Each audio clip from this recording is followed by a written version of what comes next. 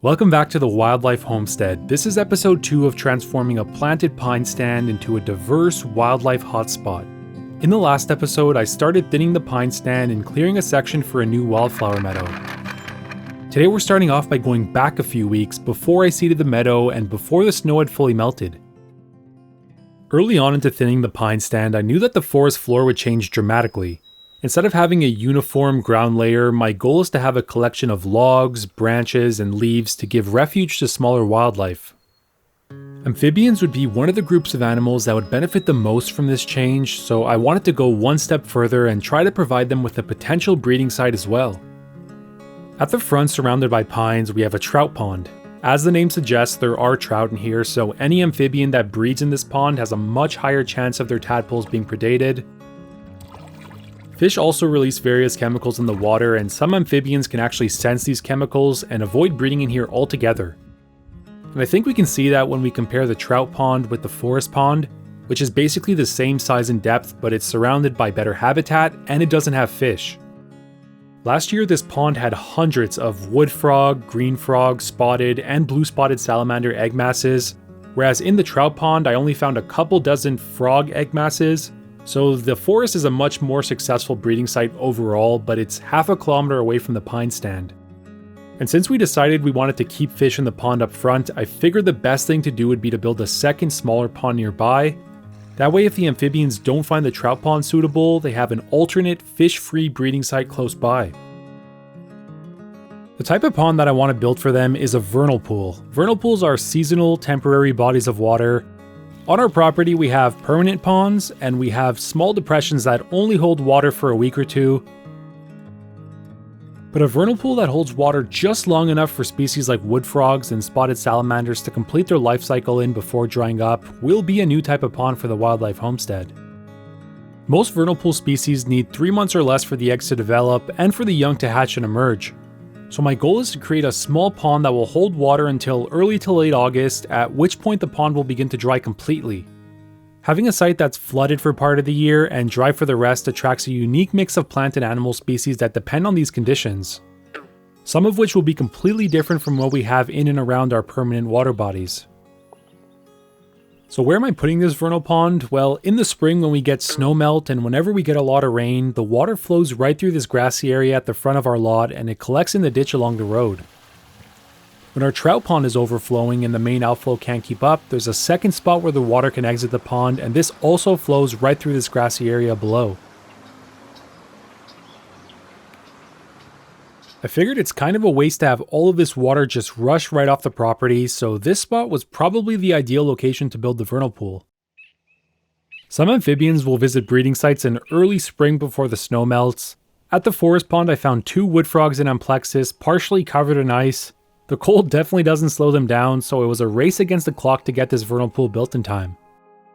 With help from family, we first started by digging these small shallow depressions and adding the soil around the edges.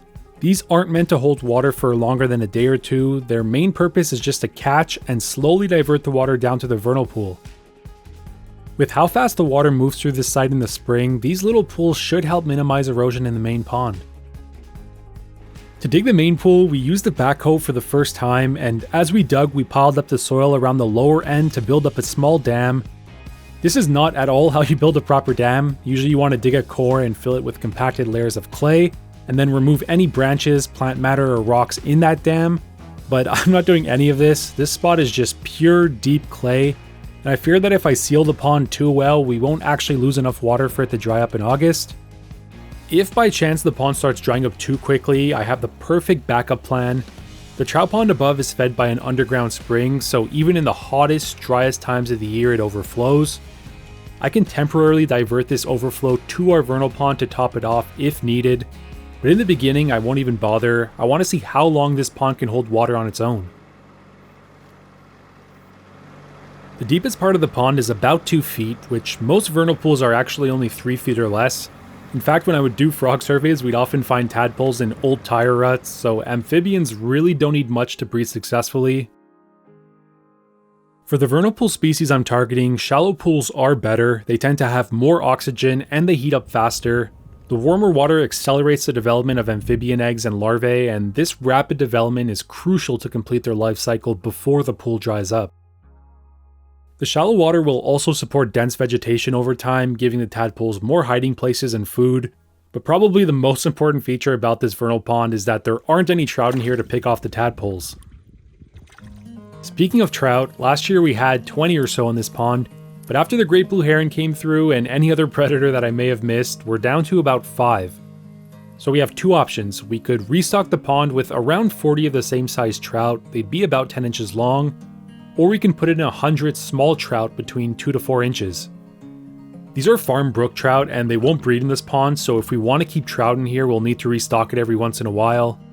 The smaller ones would be our best chance to get kingfishers to visit the pond. I've only seen them fly over a few times, but I've also watched an osprey hover above the water, so stocking bigger ones could bring in larger species like that.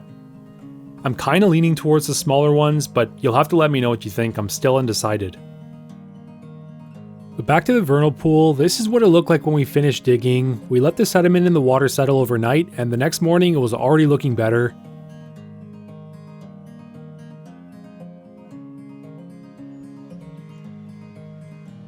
The next day I leveled out the dam, then added branches for amphibians to attach their eggs to and for dragonflies to perch on, and added a bucket full of leaves to provide some cover. I also seeded the dam and surrounding area with native grasses and wildflowers.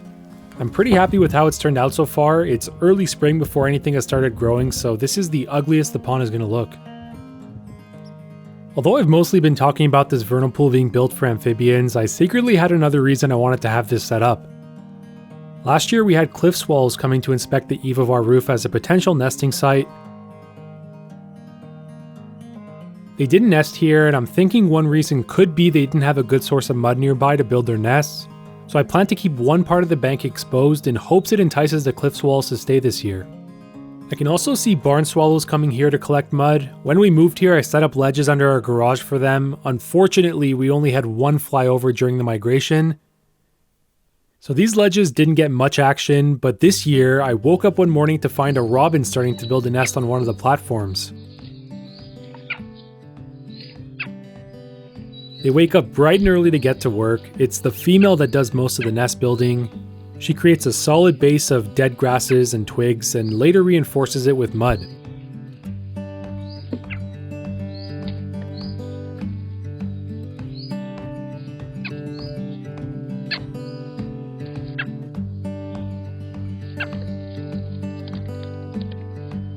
I've watched birds build cup nests before, but it's usually been from far away with binoculars. But being this close, it's the first time I can hear the sound of a bird forming the cup, and it's probably my new favorite thing.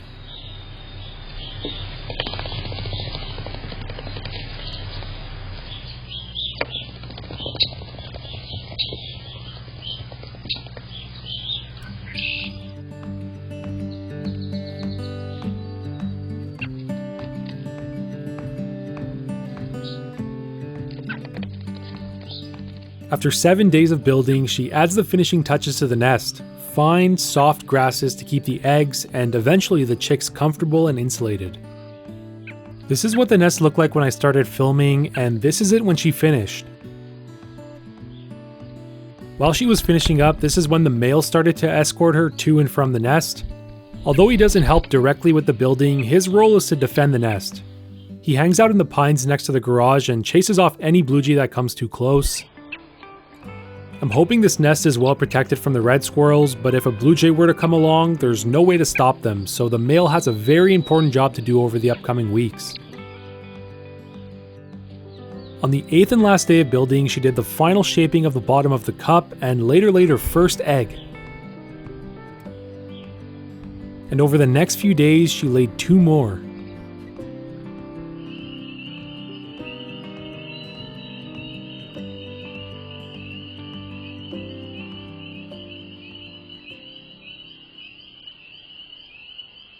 While this was going on, I kept noticing another bird triggering this camera.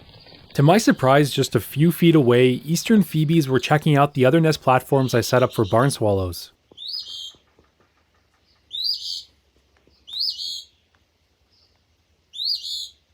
Eastern phoebes also build their nests on ledges, but unlike the robins, phoebes will sometimes begin by building multiple dummy nests.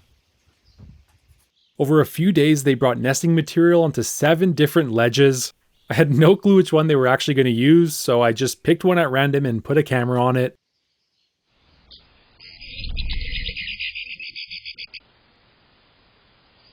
At first, it looked like I made the right choice. The female was visiting it frequently and bringing in new material. She would even press the moss with her body like she was forming the future cup. But over time, she seemed to lose interest in this nest. She'd even take away material to bring it to another one, so I concluded that this was likely a dummy nest.